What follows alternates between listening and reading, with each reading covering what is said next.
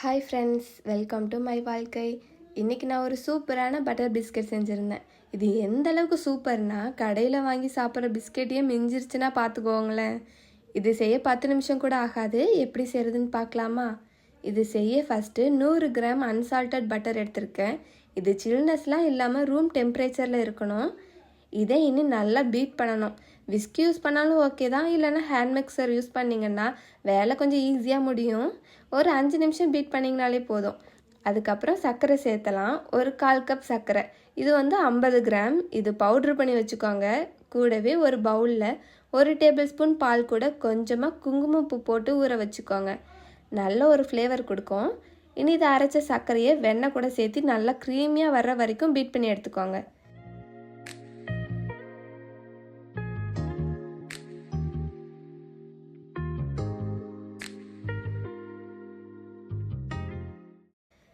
அதுக்கப்புறம் ஒரு முட்டையோட மஞ்சக்கரு மட்டும் சேர்த்திக்கோங்க. கூடவே ஒரு பிஞ்ச் உப்பு, நம்ம ஊற வச்ச குங்குமப்பூ, பால் எல்லாத்தையுமே ஒன்று சேர நல்லா பீட் பண்ணி வச்சுக்கோங்க.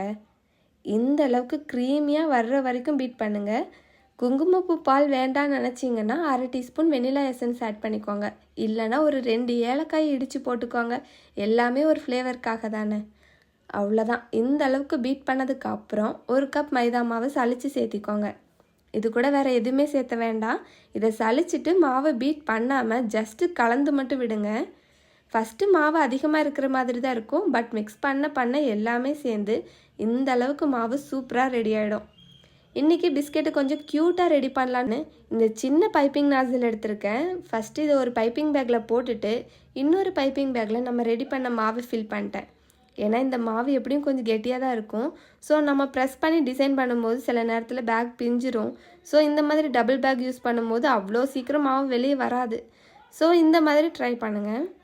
எந்த ஒரு நாசில்னாலும் யூஸ் பண்ணலாம். உங்களுக்கு பிடிச்ச டிசைனில் பிஸ்கெட்டை ரெடி பண்ணிக்கோங்க. நான் இன்றைக்கி 2 விதமாக பண்ணியிருக்கேன். ஃபஸ்ட்டு சின்னதாக ஒரு ஃப்ளவர் டிசைன் மாதிரி ட்ரை பண்ணியிருந்தேன். ஒரு ட்ரேயில் பேக்கிங் பேப்பர் விரிச்சிட்டு அதுக்கு மேலே ஃப்ளவர் டிசைன் பிஸ்கெட்டை ரெடி பண்ணிட்டேன்.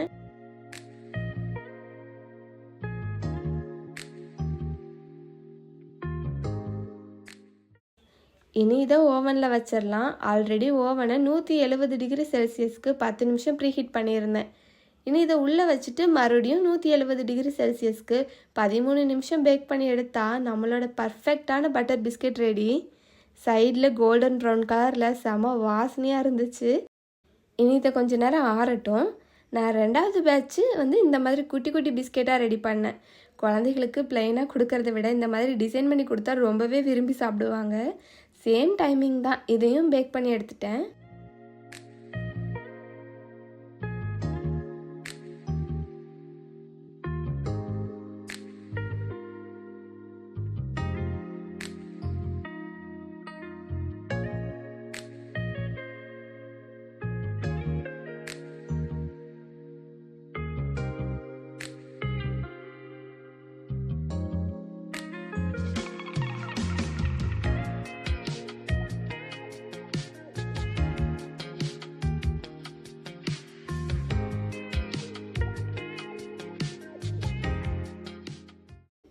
கம்ப்ளீட்டாக ஆறுனதுக்கப்புறம் எடுத்து சாப்பிட வேண்டியது தான். சாஃப்டாகவும் அதே சமயம் கிறிஸ்பியாகவும் பார்க்க க்யூட்டாகவும் இந்த பட்டர் பிஸ்கெட்லாம் இருந்துச்சு. டேஸ்ட்டு அவ்வளோ சூப்பராக இருக்குது. ஸோ கண்டிப்பாக ட்ரை பண்ணி பாருங்கள். இதே மாதிரி சூப்பராக செஞ்சு ஹாப்பியாக சாப்பிடுங்க. தேங்க்யூ ஃபார் வாட்சிங்.